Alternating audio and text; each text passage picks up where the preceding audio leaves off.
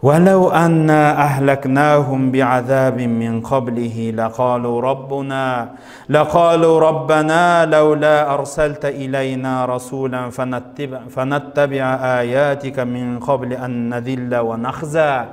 Сонда біз олардың жанын ескертпей тұрып алып қойғанда, олар айтар еді: Раббым, сен бізге бір пайғамбар жөнеткеніңде ғой, біз оның соңынан ергенімізде мынандай қылып қор болып азапқа қалмайтын едік, біз сенің жіберген пайғамбарыңа да аяттарыңа да еретін едік деп айтады. Құл, сен оларға айт: күллүм мутараббисун фатараббасу. Барлық адам күтуші, сендер де күтіңдер. Фасата'ламуна ман асхабус сиратис сауи ва ман ихтада.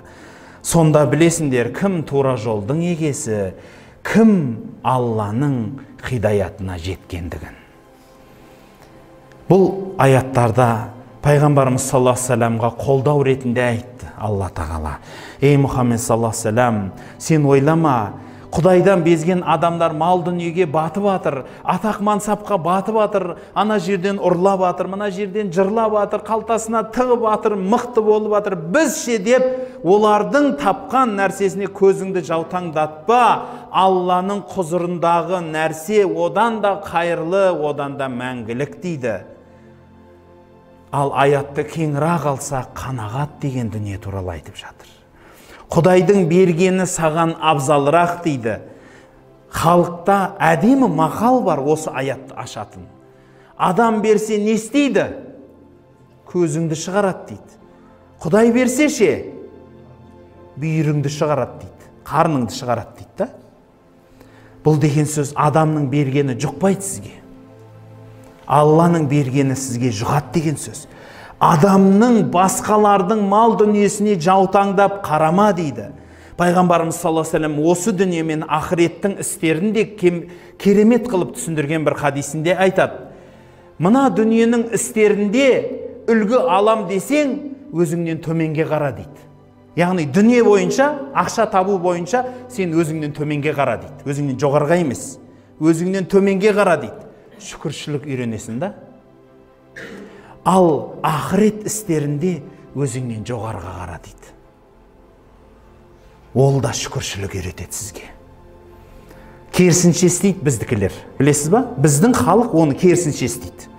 Дүние, мал дүние іздейтін болса, жоғары қарайды. О, пәленшелер бай болып жүр. Астында мінгені машина, 4 этажды коттеджі бар. О, шіркін-ай, анау екен, мынау екен, ішіп жеп атыр, тойды өткенде ақша шашты вертолетпенен. Үйтті да бүйтті, бала шағасын пәлен жерге дем алдырып атыр, өзі түген жерге барып кеп атыр, пәлен заводы бар, түген банкісі бар, анаусысы бар. Бүкіл дүниесін санап бітеді соны ше. Ал сол сізге не алып келеді? Жүрегіңізге ыза менен кек, өкініш, дүниеге, қара дүниеге қызығудан басқа сізге еш нәрсе сыйламайды. Бәлки өзіңізден төмен адамға қара дегені, сіз істей алмай жатқан нәрсені істеушілерге қараңыз. Сізде жалқаулық бар ма? Жалқаулығы жоқ адамға қараңыз. Білім жоқ па? Білімі бар адамға қараңыз. Жомарт емессіз ба? Сараңсыз ба? Жомарт адамға, ашық адамға қараңыз. Жақсылыққа қарай қараңыз. Өзіңізден төмен деген сол мағынаны береді. Яғни сіз жетамай жатқан дүниелерге шүкіршілік әперетін жаққа қараңыз. Халайға, сіздің жетамай жатқан жеріңізге біреулер армандап жүр ғой, білесіз ба? Ол туралы қанша роликтер тұр ғой интернетте. Қараңызшы, біреу жаяу жүріп келе жатып велосипедке қызығады. Ол велосипедтегі машинаға қызығады. Машинадағы одан қымбат самолетке қызығар. Бірақ қандай да болсаң да екі аяғыңда өзің тұрып, өзің дәретіңді өзің апарып тастап, өз тамағың өзің ішкеннен аса байлық бар ма екен? Адам өзінің бос уақытын, денінің саулығын, малының байлығын, ағайын туысының тыныштығын кейде бағаламай қалады. Сол үшін өзіңнен төменге қара дейтіні содан.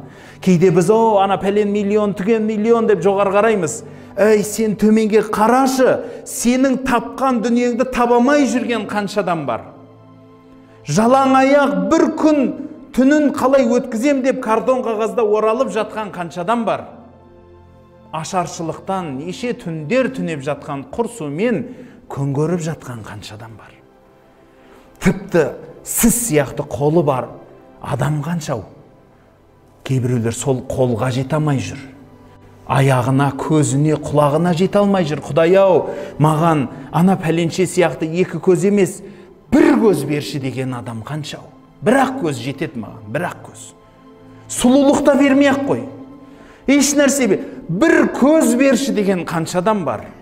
Бір қол берші деген, бір аяғымды берші, сүйретіліп болса да өзімді тартайыншы дейтін қаншадан бар.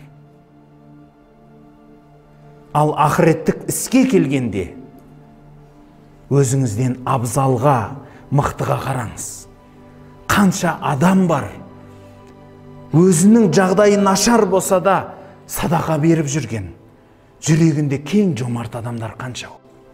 Қанша адам бар, уақыты қысылып, дүниесі таршылық болса да сабақ оқып, Құран оқып, білім ізденіп жүрген, денсаулығы нашар болса да Алланың жолынан таймай, намазынан қайтпай намаз оқыған қаншадан бар.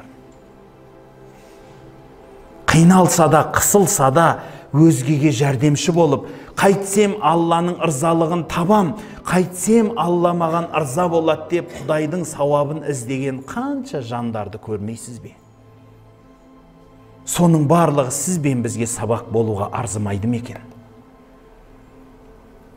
Нағыз байлық осы жерде емес па? Сол үшін халқымызда сондай сөз бар. Ибрахим Адхам деген бір кісі туралы айтылады.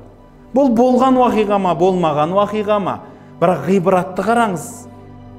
Сол жерде айтылатын Ибрахим Адхам патшалығын тастап кетіп қалыпты.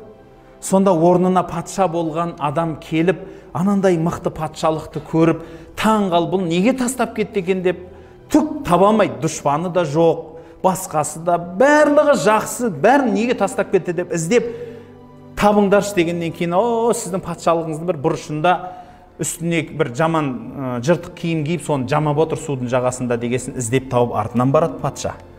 Сөйтіп барып қараса, шынымен бір өзеннің жағасында жыртығын жамап отыр екен. Содан сұрайды екен, әй, құрметтім, мына не деген үлкен керемет байлық патшалықты тастап кеттің дегенде, осы ма патшалық депті. Қолындағы инесін үзіпті да суға лақтырып жіберіп, ал мықты патша болсаң тауып берші осын депті. Қандай патша ол? Ағып атқан судан ине тауып беремаса. Не патшалық ол? Қандай байлық ол? Сөйтсе, күліпті, ой, ол мен одан гөрі басқа ине сатып әперейін десе, жоқ депті. Беріңдерші десе, балық аузында сол инені тістеп алып шыққан дейді судан. Ал болған уақиға естігіңіз келсе, баяғыда Аббаситтер дәуірінде бір халиф Харун Рашид болу керек па, Хасан аль-Басридің заманында бір қалаға кіріп келеді, Басра ма, Куфа ма, үлкен қалаға кіріп келіп, сол жерге кірсе, халықтың бәрі жанына жиналған, патша келді деп барлық аузына қараумен болып тұрған кезінде бір адам тұрып, ей халайық, Хасан келді мына жақта деген кезінде тұрған халықтың барлығы тұрып патшаны тастап ары қарай кеткен екен. Сонда баласы тұрып, әкетай-ау, мынаның бәрі қайда баратыр дегенде, нағыз патшалыққа бара жатыр депті. Нағыз патшалыққа баратыр. Шыныменен білім десе білімі бар, тақуалық десе тақуалығы бар, елге жақсылығын аямай, халқына шамшырақ болған адам келгенде, басқа кімге барады халық, айтыңызшы. Соған бармай. Жұрттың бәрі ана патшаны тастап, Хасан аль-Басридің алдына барған дейді. Сол кісіні көрейік, сол кісінің шарапатынан бір үзіліп қалайық деп. Халайық, дүниенің түбіне жеткен ешкім жоқ. Ол дүниеге жету бұл жетістікте емес, алға қойған үлкен бір асыл мақсатқа да арзымайды. Бұның барлығы өткінші нәрсе. Сол үшін пайғамбарымызға оларға қарама деді.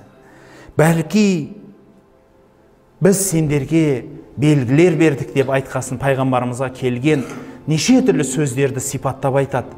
Саған сенбей жатыр, бірақ мен сен туралы Инжилде де, Тауратта да, басқа кітаптарда да айтып қойдық. Одан бөлек олар айтатын шығар, ертең өкінет, сен бізге бірден бүйтіп азап түсірмей бізге пайғамбар жібергеніңде біз соған ерер едік деп айтады. Сол өкінбес үшін біз сені жіберіп тұрмыз дәлел ретінде дейді. Сол үшін сен оларға айт. Сен пайғамбар емессің, саған сенбейміз деген адамдарға айт. Күтіңдер. Күте түсіңдер.